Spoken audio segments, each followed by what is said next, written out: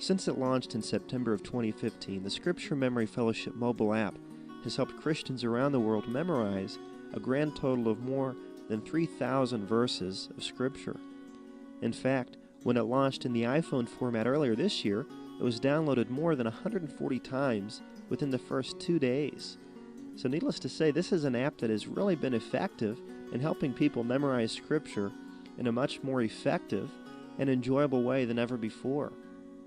One set of features we're optimistic about adding later this year is an accountability section that will enable the memorizer to add as many as 12 accountability partners.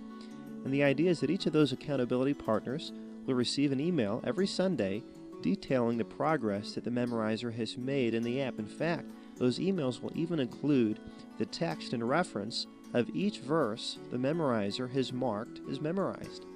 These features are easily accessed and used via the menu bar in the app. You'll just tap the Community button, and from here, you'll see a list of each of the accountability partners you've added and be able to add new ones very quickly via the Add button.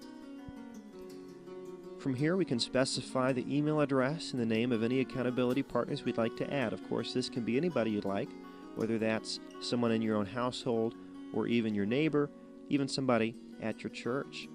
After you've entered their information, you can tap the Save button, where you're taken back to the accountability homepage. From here, we can also specify our weekly memory goal, and we can indicate if we'd like to memorize 1 verse a week, 2 verses a week, 3 verses a week, and so on.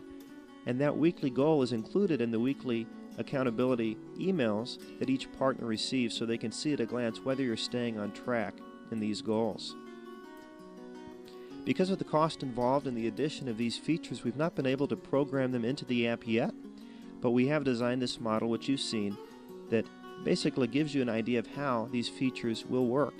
But if you'd like to make a donation towards this effort, you can do that via our GoFundMe page, and you'll receive free access to these features when they launch, hopefully sometime this year.